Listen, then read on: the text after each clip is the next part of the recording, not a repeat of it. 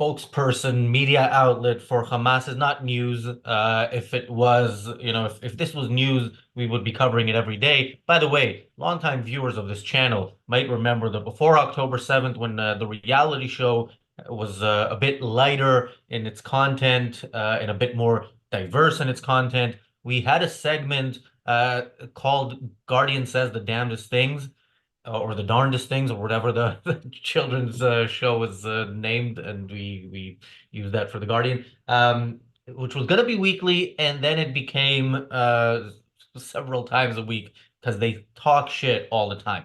But it's particularly interesting when they want to seem like they're some sort of authority on the facts when they're actually providing the news. I mean, it's one thing when they have,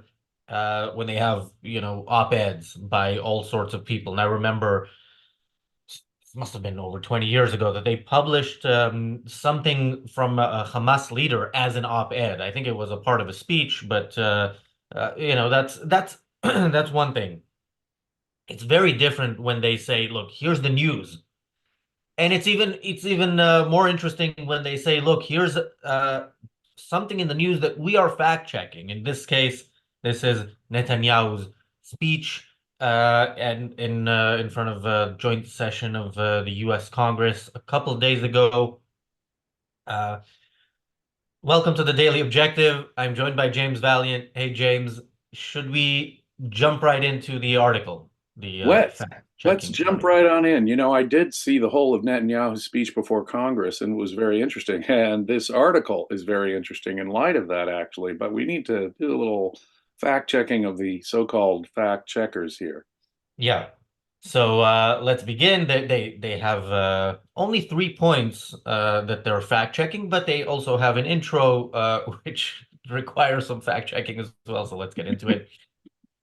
Were Benjamin Netanyahu's claims accurate in his speech to U.S. Congress? That's the title, the headline. We fact check the Israeli Prime Minister's statements about letting aid trucks into Gaza, safeguarding civilians, and negotiations with Hamas. So the article begins. Benjamin Netanyahu's speech to Congress was filled with combative remarks as well as claims about the war in Gaza, now almost in its 10th month. Let me pause there just to fact check the Guardian. Even in that first paragraph, it's actually in its 10th month. It's Yeah. not 10 months yet, but that's, it's over 9 months, less than 10 months. That means we're in the 10th month. But you know what? We'll let that one go. Let it slide. Um, it continues. Israel's assault on the territory was triggered by the 7th of October Hamas attacks on southern Israel and has so far killed more than 39,000 people, with thousands more believed to be buried under the rubble, according to the Gaza Health Ministry run by. Oh, wait, no, that part is not actually there. No, there No, is no according to the Gaza Health Ministry run by Hamas, a gesture that some other pro-Hamas news outlets have kind of added when they use Hamas numbers, when they repeat Hamas numbers since October 17th, when the Al Ali hospital supposed bombing happened by Israel and 500 died, and it quickly was discovered that that was a lie, and it wasn't Israel, and it wasn't 500. So they now add this kind of caveat, but they didn't add that here in the Guardian's article. it is. We have discussed this repeatedly on the show now. It is mathematically, statistically, practically impossible for these numbers to be anything like correct. There was a correction that actually cut the number the UN was reporting of children who died in half. In half. They haven't updated their numbers to go with the best statistical analysis, actually. So they're just lying. Not only are they not stating the numbers, we have good reason to believe those numbers are total nonsense, and they don't even report any of the corrections or doubts or statisticians' comments on those. Plus, the number of unknown thousands buried in the rubble. Wait, one of the things Netanyahu pointed out was that, and frankly, I don't think it's a good policy, they warn, they send out text messages, they make phone calls, they'll drop leaflets, literally everything in their power to get people out of the building before they bomb it. So I don't know where they're coming up with this untold vast number of thousands of people under the rubble. There really is no evidence for that. There's good reason to believe that they're probably much fewer than anyone imagines under there, given the insane policy of Israeli is warning before they bomb a building. But in any case, this 30,000 number, which they don't even give the source for in this case, Hamas, the bad guys, who we know, as you just pointed out, have repeatedly lied. They lied from the outset about things like the hospital bombing. Why these numbers are just uncritically reported. See, that's what needs to be fact checked, Guardian. The editors of The Guardian need to do a little fact checking of the crap they're getting from Hamas and reporting uncritically. That's what needs much more urgent fact checking. Well, yes, if they actually wanted to be honest, which I think we have more than enough evidence to say they obviously don't. By the way, the whole issue with warning civilians is also in this fact checking. We'll get to that. Thank you, Bonnie, for the super chat. Thank you, Jonathan, for the super chat. Jonathan says, happy to support ARC UK, James and Razi's moral leadership on this issue. Thank you, Jonathan. Yeah, so again, their source is the people who started the war live streaming themselves, committing the most horrific atrocities we've ever seen live streamed in such a manner, and at such volume.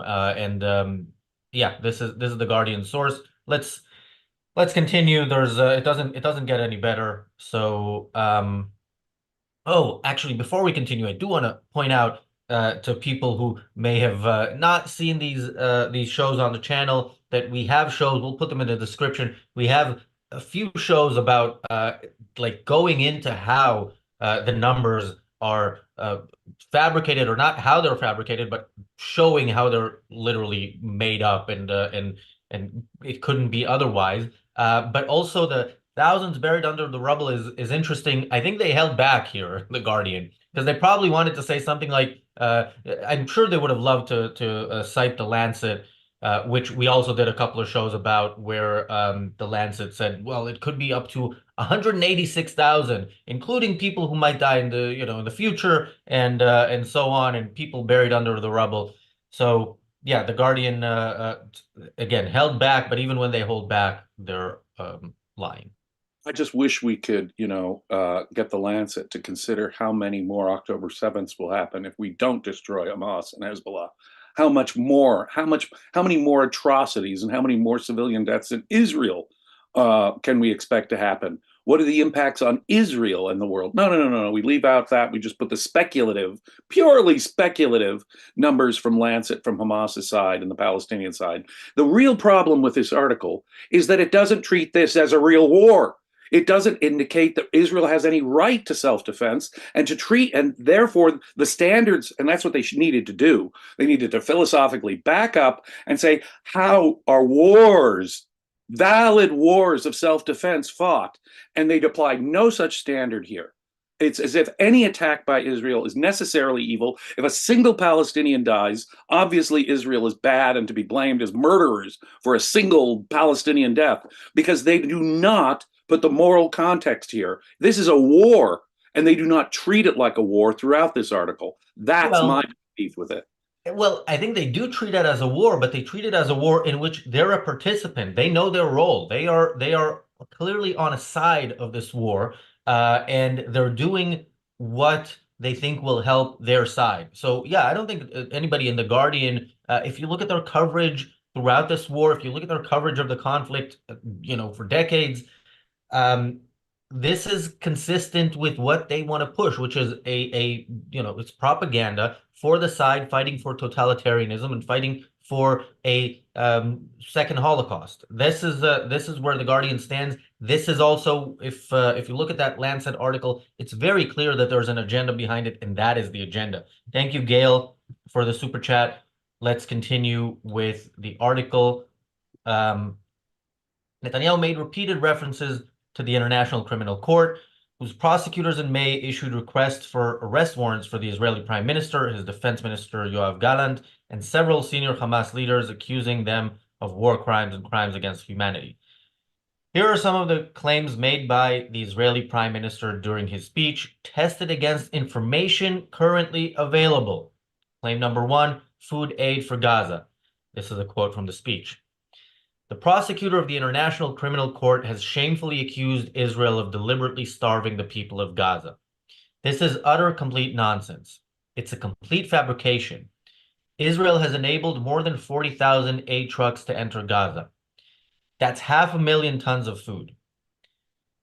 Now, let's get to the Guardian's fact checking of that, which I have to say, of the 3 points they're going through, this is their best one.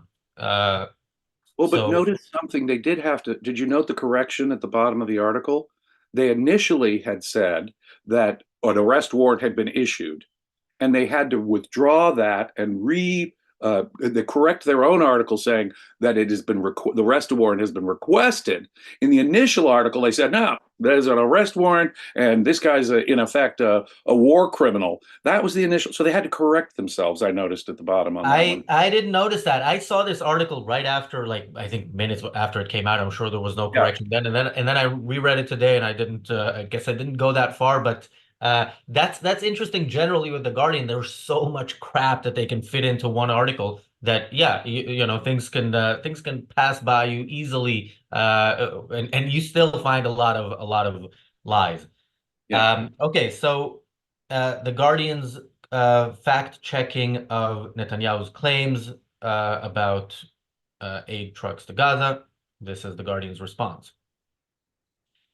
According to data from the UN, 28,018 aid trucks have entered Gaza since the war began. Routes into the territory no longer include the Rafah crossing, which Israeli forces stormed in early May, largely curtailing the aid supply into southern areas. Since then, just 2,835 trucks have entered through the Kerem Shalom crossing in the south and Erez in the north, delivering a tiny fraction of the aid needed. Relief organizations have accused Israel of deliberately blocking aid from entering Gaza, imposing arbitrary and ever-changing restrictions on what is allowed to enter. There's three more paragraphs to this. I think we should leave them to we should address this. So first of all, the claim of Netanyahu of more than 40,000 aid trucks, and then the Guardian saying 28,018. You know, James and I were thinking about how we address it. One option we were considering is traveling back in time, going to the border, counting the trucks. We didn't do that, so we don't know the number. What we do know is how to consider somebody's source. So the United Nations Secretary General, within days after October 7th, made that statement that it didn't happen in a vacuum. It happened after years of occupation or decades of occupation, essentially justifying the attack. Whatever spin they did afterwards. This is what that means. That means, look, this happened because of something that has been done to the people who did it. Francesca Albanese, the special rapporteur from the UN to the Middle East, she claimed, I think it was also around a week after October 7th, it was when she started using the word genocide. And when you hear journalists like Owen Jones say, look, it's not me, it's UN experts saying genocide, it's people like her. She, by the way, had some commentary on this speech as well. So somebody tweeted about the speech, history is always watching, and then tweeted a picture of Hitler and a picture of Netanyahu. And Francesca Albanese replied, this is precisely what I was thinking today. So the Guardian source here on the number of trucks is not the people who are controlling the borders through which the trucks are coming. It is the people who say that Israel is a Nazi country. It's just like Hitler. Netanyahu is just like Hitler. It's what else? What else are they claiming? Basically, this is the Guardian's source on the numbers here. What I mean by not treating this as a war. And frankly, his eagerness to feed the people of Gaza is just sanctioning this kind of thinking. I do not know of a valid war context in which the defending nation has to feed the attacking nation. When you're at war with a nation, you don't feed that nation. The idea of them feeding and in fact, just compare that. They're trying to let aid get in. They've allowed aid to get in. Now, wait a minute. It's difficult to get aid because there's a war going on there. Well, yeah, duh. And if there was no valid war, well, then of course any hindrance of any aid truck is starving the Palestinian people, don't you know? So we fail to look at this as a real war situation. Every death in Gaza is going to be blamed on Israel because there's no valid war going on. And frankly, Israel, in trying to let aid get in at all, now get this, accusing them of genocide when they're letting aid trucks get in is an utterly bizarre claim anyway. As we've pointed out many times, Israel could depopulate, just with their conventional weapons, the entire Gaza Strip, and they have failed to do so. More than that, absurdly, they're allowing aid to come in when they should not be allowing aid to come in. We should start, I mean, it's going to sound like I'm genocidal, but there is no reason why you have to feed the enemy. None whatever. And in any case, it's Netanyahu's attempt to feed the enemy, in effect, that sanctions them in this process of this isn't a real war. We can't treat it like a real war. You know, those Allied bombings in Germany are really preventing the German people from getting the food that they need at the end of World War II. Don't you know? That would be absurd. If we treated this like a real war, there wouldn't be an issue. Of course, it's difficult to get aid in. Hamas can surrender anytime. If they unconditionally surrendered, disarmed, and released the hostages, it would be a whole lot easier to get aid in there. But their actions make it impossible. That's the moral clarity that we need to have here. Yeah, and of course, even the aid trucks that do get in are often taken by Hamas. We've seen these trucks attacked. We've seen at least one incident where the driver was killed. So and it could be by Hamas, it could be by the Palestinian people. Let's not forget, Hamas is perfectly aligned. They are not some they are oppressors, but they are not some oppressors who are kind of completely in conflict with the people they're oppressing.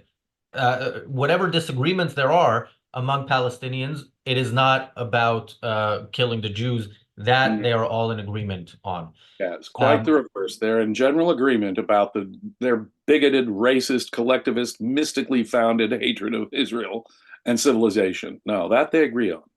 all right, let's get to the second part of this first point. So it continues. Sally Abi Halil, Middle East and North Africa Director for Oxfam, said in March, Israeli authorities are not only failing to facilitate the international effort, but are actively hindering it. Earlier this year, the world's leading authority on famine, the Integrated Food Security Phase Classification, warned Gaza was on the brink of famine. In June, the organization's Famine Review Committee said that due to an uptick in commodities allowed into northern Gaza, the available evidence does not indicate that famine is currently occurring. However, they said a high risk of famine remained. Quote, the situation in Gaza remains catastrophic, and there is a high and sustained risk of famine across the whole Gaza Strip. The prolonged nature of the crisis means that this risk remains at least as high as at any time during the past few months. So, okay, look, we could have done a 5-hour show on probably just the first point. There is so much here, but I want to go through a couple of quick But things. Razi, we've been on the brink of starvation since December and January. We've been Yeah, being told that there's famine, starvation, widespread suffering, babies are starving to death. We've been told that for many months now, but and yet wait, still on quote the brink. It's not actually been realized after all these months, and then they yeah, admit but that the aid trucks are coming in. before we get to the starvation point, I want to get to the start of this, like the first paragraph here, where Sali Abu Khalil from Oxfam says this. So again, consider the source, and this was why as soon as I was reading this, I immediately thought this deserves a whole episode. I mean, I was gonna tweet about it, and I thought there's no there's no Twitter thread long enough, and this is this deserves. So Oxfam is a charity with a history of anti-Israel, strong anti-Israel bias. This is from their Wikipedia page, which is a much more reliable source than any source The Guardian ever uses. It says, in 2002, Oxfam Belgium published a poster inciting a boycott of Israel with a caricature of a bloody orange. The resemblance of the bleeding orange to the anti-Semitic blood libel was considered blatant, notably by the Simon Wiesenthal Center. And then following their complaint, Oxfam International communicated that it does not support the boycott of Israel, that it considers the poster message to have been inappropriate, that it regrets Oxfam's association with this type of message, and offered an apology. Oxfam Belgium was reprimanded by President Ian Anderson. Uh, in October 2009, Oxfam was accused by Israeli NGO Regavim of aiding Palestinians in illegal activities in Kiryat Arba, including water theft. Oxfam has denied its participation. And this goes on and on, by the way, if you just look at their Wikipedia. Just the Wikipedia on Oxfam, there's a long, long list of things that they did just with this conflict, clearly being on the side of the terrorists. So this is the first source, not the first. This is the second source in the of the three sources about the first claim. And yeah, thoughts on that before I get to the second part about the famine. Only if you're anti-Semitic, only if you're opposed to the very existence of Israel, I guess, are you a credible source. When, of course, the exact opposite is true. These people are out, they are anti-Semitic. They hate Israel. Just say it. And by not naming the nature of the sources they use and uncritically report, again, their credibility is credibility. The Guardian shatters its own even sense of credibility. This is an anti-Semitic ad. This isn't a news article.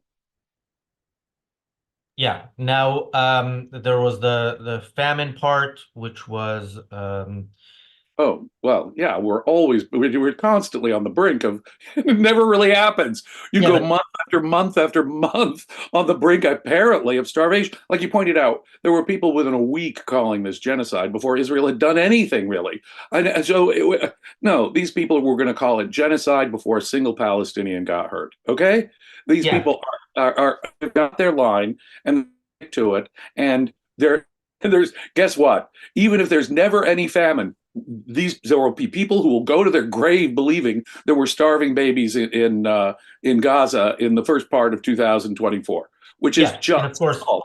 and of course, where people are hungry, we again know that Hamas holds on to some of these. So in Rafah, there was a story about months ago before the Israeli operation about how Israel killed a few of the local Hamas leaders there, and suddenly the market was flooded with goods and prices were lower. So, but that doesn't even that doesn't show up And if anywhere in and this if we fact treat checking. But And if yeah, we treated this like a war, we'd realize that, yeah, sending in aid is directly aiding the enemy fighters, Hamas. They're the first people who get their first crack at this stuff, at the food that's going in.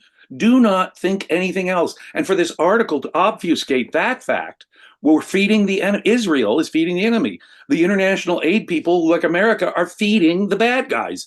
Uh, yeah. Now, yeah, we should make clear when we fact check the Guardian, it doesn't mean we agree with Netanyahu on this. This is not something to be proud of. This is something to be ashamed of, the fact that Israel is feeding its enemy, but it is a fact, and the Guardian tries to dispute it and does so unsuccessfully. So with this famine part, first of all, they use the Integrated Food Security Phase Classification, which is a UN body course. We mentioned what the UN is in relation to this, but this whole thing about okay, so in June, yeah, first they warned. So it says it mentions that they warned that Gaza was on the brink of famine, and then that the available evidence does not indicate that famine is currently occurring. And this is what we always say about these lies. These lies, when they come out, that doesn't matter. When it comes out that it's a lie, it doesn't matter. The point was to throw it out there, and then it can be repeated because look, this was a concern, and now we're not necessarily sure that we can 100% back it up. This is why they throw stuff out like the Al Ali hospital. There's a reason Hamas does something like that. If there wasn't if their army of useful idiots, another phrase Netanyahu used very well in that speech, their army of useful idiots in the West wouldn't jump up at every such claim and would say, "Hang on, where is the evidence?" Then there there would be less of it. And again, later on, as you mentioned, so they say, okay, a high risk still remains of famine, but it says it might happen. It may have had, there was a risk in the last few months. Okay, you can always say that about anything. Come on. And if that risk, again, if that none of the responsibility for anything that happens in Gaza, according to this article and according to every organization it cites as a reliable source, nothing is the fault of the people who started this war. Bingo. I couldn't have put it better. All right, let's continue to claim number two. Safeguarding civilians. So this is again from Netanyahu's speech. The ICC prosecutor accuses Israel of deliberately targeting civilians. What in God's green earth is he talking about? The IDF just dropped millions of flyers, sent millions of text messages, made hundreds of thousands of phone calls to get Palestinian civilians out of harm's way. That's the claim by Netanyahu, which the Guardian responds to here. The Israeli Defense Forces, IDF, do sometimes drop flyers or text Palestinians to warn them of their intention to attack an area. But such measures often fail to stop civilians being caught in a war zone, as was illustrated this week when Israeli forces issued an evacuation order affecting an estimated 400,000 people in Khan Yunis. The UN's Office for Humanitarian Affairs said the evacuation order was issued in the context of ongoing attacks by the Israeli military and gave no time for civilians to know from which areas they were required to leave or where they should go. Despite the evacuation order, Israeli military operations continued in and around the area unabated. Evacuation orders issued by the IDF mean that people in Gaza have been forced to flee repeatedly. Earlier this month, Andrea Di Domenico, the head of OCHA, the office, whatever it was, the UN Office of Humanitarian Affairs, said 90% of Gaza's population had been forced to flee at least once, and many had been displaced as many as 10 times. While Israeli forces have labeled certain areas such as al-Mawasi as humanitarian zones, there have been airstrikes in areas previously designated as safe. The UN Agency for Palestinian Refugees, UNRWA, their sources just keep getting better and better, estimates that more than 80% of the total land area of the Gaza Strip, quote, has been placed under evacuation orders or designated a no-go zone. Palestinians and aid organizations have repeatedly said that no place is safe in Gaza. OCHA described the mass evacuation orders as confusing and said Israeli forces were issuing these demands so civilians flee while intensifying attacks on the same locations or places civilians can use as escape routes. These choices, they said, quote, place civilians in more danger and may increase harm to civilians. James, yeah, you go first with this. Unbelievable. How, I've never, again, it's treating this like a war. The righteously defending side of a war should not issue these warnings, should not issue these evacuation orders, warnings, whatever. Guess what? It shouldn't happen. In my understanding of the history of warfare, I've never heard of such a thing. It is bizarre. It is not a rational requirement to ask of a party during a war. It is absurd. And then to say, well, gee, they've displaced these people. They were only displaced rather than injured or killed or put under the risk of being killed because of these dang evacuation orders. It is completely unreasonable in a war context to demand Israel even issue these warnings. It is wrong to drop those leaflets. It's wrong to call them up. It's wrong to send text messages, use megaphones or whatever else they've been doing to warn people that bombs are coming. I've never heard of it in the history of warfare. You can't win a war that way. To treat Israel as if they are not the valid defenders in a real war here is exactly what they're doing time and time again. No, my friends, Israel is doing one of the most extraordinarily self-sacrificial things in issuing these evacuation orders and requests, in dropping these leaflets and warning people. It is unprecedented in the history of warfare. If this is genocide, then every nation that has ever engaged in war, has been a much worse genocidal perpetrator than what these people are claiming about Israel. It's disgusting. Yeah. Now, look at this as opposed to the first one where Netanyahu claimed more than 40,000 trucks, and the Guardian had an exact number from the UN. Here, Netanyahu says millions of flyers, millions of text messages, hundreds of thousands of phone calls, and the Guardian starts their fact checking with saying the Israeli Defense Forces do sometimes drop flyers or text Palestinians to warn them of their intention to attack an area. But so, first of all, they don't challenge the numbers. If you're not challenging the numbers, it's not a sometimes drop flyers. It's unfortunately, again, as you say, this should not be the case, but unfortunately, it is always. It's all the time. By the way, sometimes the IDF releases that information for the world to see, and the Guardian, of course, does not report that. But there was this phone call to somebody in Rafah saying, "Look, your building is a building we're about to bomb because there are terrorists or whatever." And you have children there. And he said, I don't care, kill us all. So when they say such measures fail to stop civilians being caught in a war zone, that's because they stay. That's not because of anything the IDF does. And They sometimes stay. forced to stay by Hamas, too. Sometimes forced to stay by And Hamas, sometimes sometimes on their staying own free will. Yes. sometimes forced to stay by Hamas, sometimes staying because the fact that Israel notifies them shows them that Israel is not serious enough in how it fights its war. So yeah, again, the Guardian does such mental gymnastics even to get away with the kind of stuff that they say in their fact checking that they clearly despise their audience and think that these are the stupidest people on the planet who can't read this and see the issues with this immediately. Um, all right, there's a lot more in there. I think it speaks for itself for the most part, and we are out of time, and we have another point. So let's go to that one. Three negotiations with Hamas. This is what Netanyahu said in the speech. The war in Gaza could end tomorrow if Hamas surrenders, disarms, and returns all the hostages. But if they don't, Israel will fight until we destroy Hamas's military capabilities, end its rule in Gaza, and bring all the hostages home.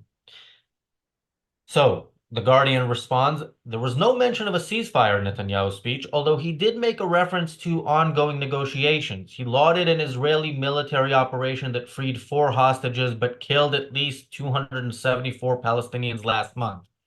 There are an estimated 114 hostages remaining in Gaza, according to recent estimates, although this includes an undisclosed number of dead captives. Netanyahu, who promised, quote, total victory during his speech, has maintained that only military pressure on Hamas will push them into signing a ceasefire deal. He has also insisted that Israeli forces remain in Gaza in the long term and be able to continue fighting, even if they agree to a temporary pause in hostilities. Those with close knowledge of the hostage negotiations, a vocal chorus of Israelis, and even some of the hostages' families accuse Netanyahu of standing in the way of a deal. A poll published by Israel's Channel 12 News shortly before the Israeli Prime Minister flew to Washington, two-thirds of the Israeli public believe returning the hostages is more important than continuing the fighting in Gaza, and that Netanyahu's total victory is unlikely. Quote, the military pressure of more than 9 months only resulted in the killing of hostages and many Palestinian non-combatants. Make a deal now, said the former Israeli negotiator Gershon Baskin this month. Israeli negotiators, he said, should conclude negotiations, quote, and bring it to the people so that everyone will know that the prime minister is the one who's blocking the deal.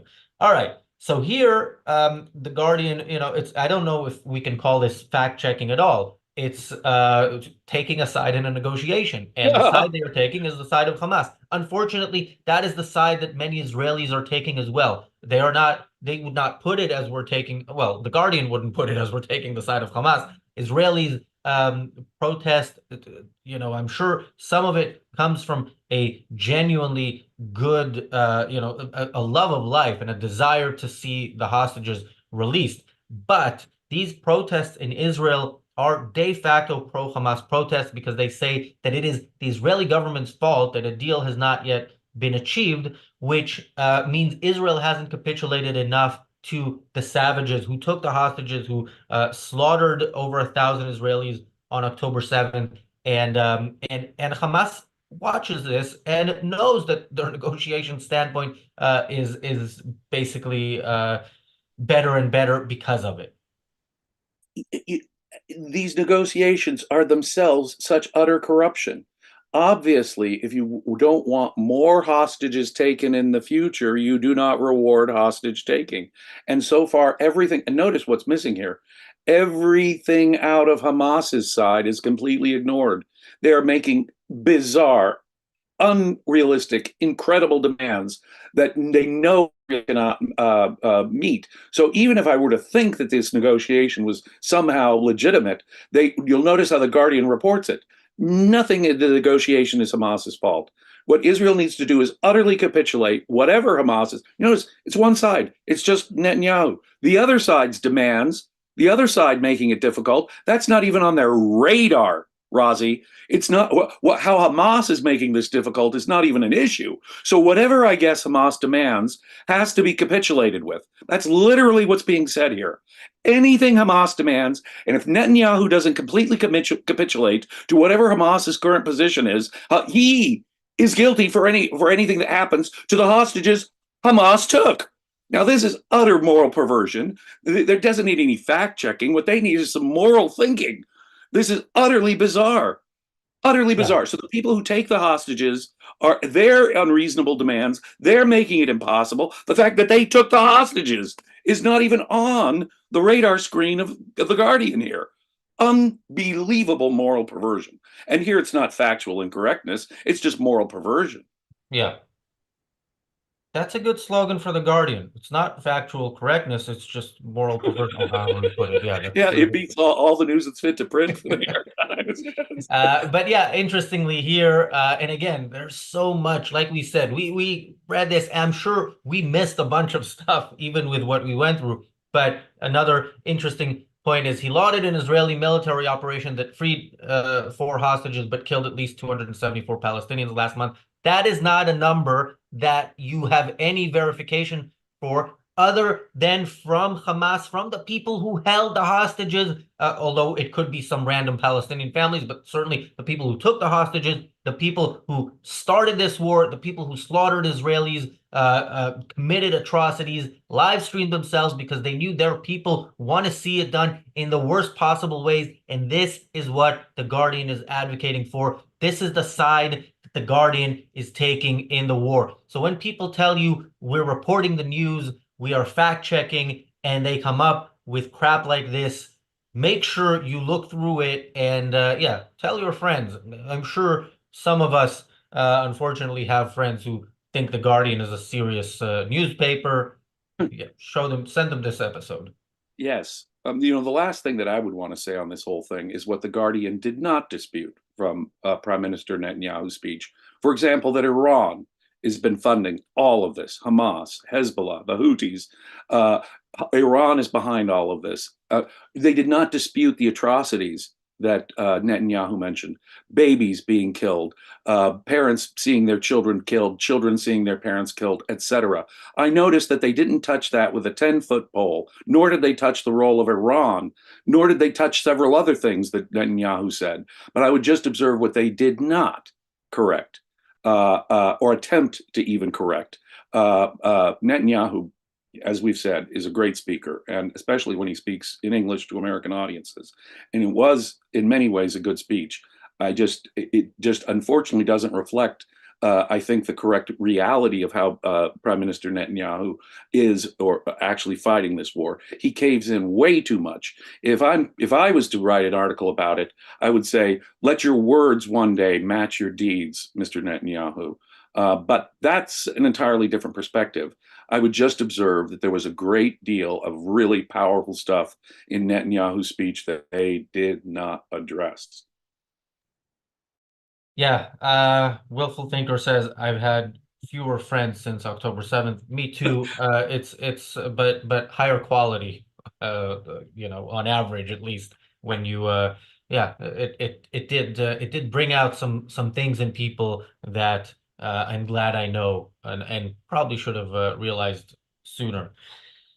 Uh, all right. Tomorrow we are not gonna do this like through a filter. We're not gonna listen to what the Palestinian side through a left-wing British filter. We're gonna listen to Palestinians in their own words, and we're going to discuss what they have to say and what that says about any idea, any prospect for peace through negotiations, through, ending military hostilities right now, and talking about things, and a two-state solution, Israel and Palestine living side by side in peace and security.